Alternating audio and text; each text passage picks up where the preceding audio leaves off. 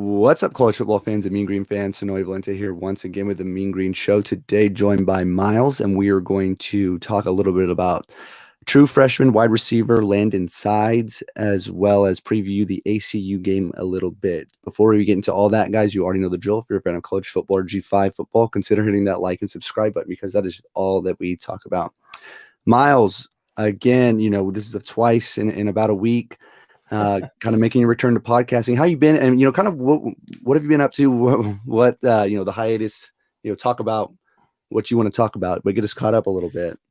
Yeah, I mean, back to the 2 days, not 2 days, but 2 weeks. I'm back. I'm glad to be back. It was a little bit of a getting adjusted to school and kind of getting back in the overall school and work mode, but trying to build my brand with Go Mean Green a little bit more. So I've also just really been busy, and I know you've been on your own path. So I was trying to get my stuff kind of established with what I was going to do this year, and especially in the fall, because the fall is just a busy season. I've been traveling, and thanks to JD and Harry, I've been able to kind of get my feet on the ground with the photography. So I've been busy with photography. That's almost podcasting. I mean, you could, some of those photos that people are using that they've asked me for, I'm like, sure, go ahead, and everybody's loving them. So it's perfect. It's a perfect match, and and I've been going to those press conferences and getting stuff there, and it's just a little hard after the game. I'm packing up all my stuff and we're trying to get out of Rust, and it's like 10 o'clock, and I'm about to hustle down with Brett to go down to the presser, and I'm like, I forgot something on the field. I'm like, oh, I can't go in the presser now. But it's been fun, and I'm glad to be back on here and talking with you and JD and whoever else wants to invite me on.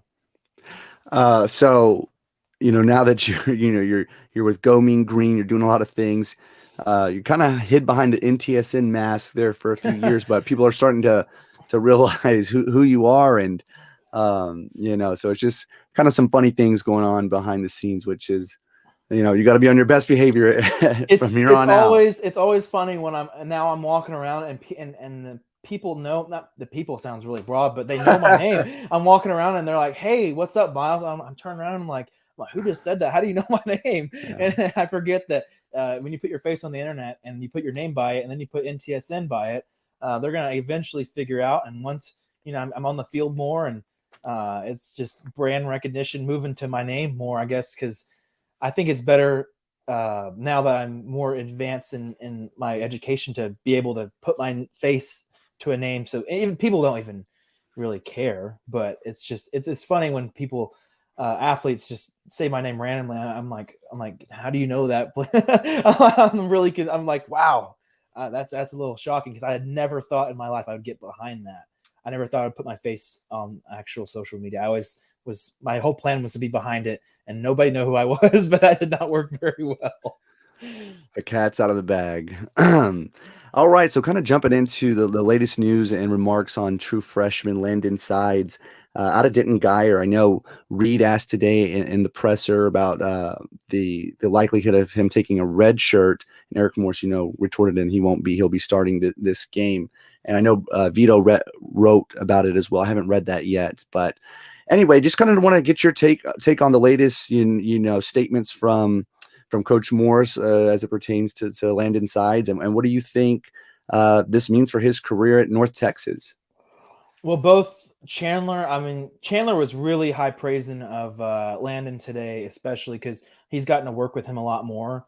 And he said, from what I wrote down, he said, I've seen a lot of growth from Landon since summer. I mean, he's calm and in tune with the game, and he's really gotten kind of in the groove that they wanted him to see. And he's only a true freshman. I mean, I think he's still 18 years old, and he's playing up with the top, one of the top receiving cores in the American, in my opinion. I mean, there's some guys that can put up big numbers and that can go to P5 level, like Jair Shorter did last year. So I mean, he's in it with a great group. He has a great coach at his position. Morris was just praising of him and how hard he's worked from the summer until now. I mean, he was on the first depth chart. Was that right? Was he? He Yeah, I was think like it was like second string or he an was second string orphan or something. behind, I think, either Jordan Smart or Damon Ward, someone like that. He was the second string, but I mean, it's really, really. I guess it's a good and bad thing because you want to have the guys for as long as possible, obviously with the red shirt. But if they're playing good, like Mason Fine did when he was a freshman, like a lot of guys that have done when they're freshmen here in North Texas, and elevate their game early on. I mean, it's great to have him, and if he can get some more playing time and get some more catches from, I mean, Chandler's going to find him. He found him in that La Tech game. Had a great little play for I think 8 or so yards, and he's only going to go up from here. And he has a lot of guys, older guys like Rod Burns and Jay Macklin, and a lot of those guys that can really help him develop his game a lot more. And Coach Morse, I think, is going to have him. At first, I thought he said we're going to wait and see, but I guess I misheard it because when I typed it out, I was like, oh, that's not what he said at all. So he's going to be playing this year, and I'm excited to see if he can really get some action in this next game because, I mean, if we're being honest, North Texas should be winning this game by a lot. And, I mean, there's no doubt we're going to see some catches from him. He's also a bigger body, so he matches up pretty well with some of those guys for Abilene Christian. Yeah, and do you think North Texas fans should have any concern if, currently I think he's got 2 receptions for like 16 yards, hasn't really, been the biggest stat guy as of late, but should that change and he puts up a productive year, that there should be any fear of, okay, maybe he'll test the portal after one true freshman year? Or do you think, it just kind of depends on how good of a year, or just what are your thoughts there? I think that's always going to be the case. I mean, I think there's a good chance that Macklin tests the portal. I'm not saying he is. I don't know if he is. I'm just saying there's so much talent this North Texas team has, and it's going to be the case for eternity unless they pull out an SMU and we can actually flip it over and get guys in here more often. But that's just not going to be the case. And I think it's really, like I said on the recruiting podcast, to get recruits in here, you're going to say, a perfect example to those new freshmen coming in. If you're recruiting some receivers, you say, look at Landon Sides. He put in the hard work over the summer. He was able to learn from the older guys, and he was able to elevate his game. And now he's starting in week 4. I mean, he's going to be I wouldn't say a perennial starter, like he's going to be on the field all the time, but he's going to get some action more than most people on the team. And it just shows that, if you prioritize playing first and getting more reps, I feel like he's going to look at other schools like an Auburn where Shorter's not playing a whole lot, or a other bigger school where people might want to transfer to, Rico Bussey, and not get a lot of playing time. And Rico Bussey is a different story, but I think a lot of people are. I think he's also very young. And I think that would happen if he tests the portal maybe junior year. But I still think if he wants to see the most out of his game, you stay here and you really are able to develop your talent, because this is a great way for North Texas to do that. And it's a great way to show recruits this is what a kid did when he's 18 years old and he's already starting. Mm-hmm. I think playing time is going to be a huge role in who enters the portal, because they'll eventually come back if they don't get playing time. And NIL pending, but right. That's a whole different story. That's not something I want to get into, but NIL is a whole different story for the transfer portal. But right now, I think he really could, but not for the next few years, in my opinion, unless he just breaks out and all of our guys get injured. I'm not saying he's bad. It's just if our guys get injured and he's balling out, then maybe, but I don't think that's going to happen. Okay, so kind of playing off the presser, off of what Morris said about Abilene Christian, talking about Maverick McClever, I believe, the guy who they recruited to Tech and is now the starting quarterback at ACU. Morris referenced him as the West Texas gunslinger or something like that. And just kind of hearing him talk about Abilene Christian as a whole and their head coach and the defensive schemes, and not to mention the FIU game that happened about 3 weeks ago. I got a little more like, okay, like buckle up, like this might actually be a game by the way he's talking it, which.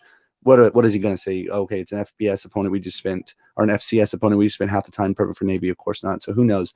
But what is your angst level as for this ACU game? Is there anything that you're concerned about, or do you think it's going to be business as typically usual for North Texas and an FCS opponent?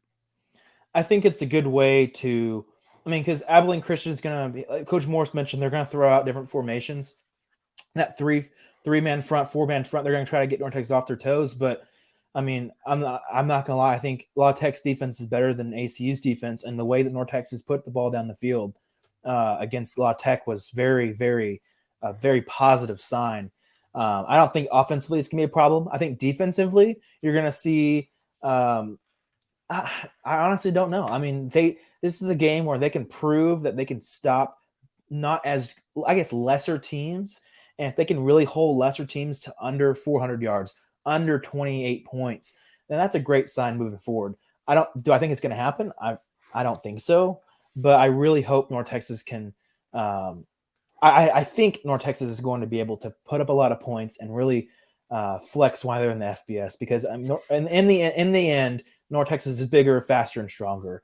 Unless we're playing North Dakota State or South Dakota State, this is how it's going to be. And I mean, they were all talking about how it doesn't matter if they're FCS or FBS. And Brett even asked about we've seen some upsets in college football. No FCS upset, that wasn't really that pertain of a question, but it was just things like that. And I think those guys are confident enough.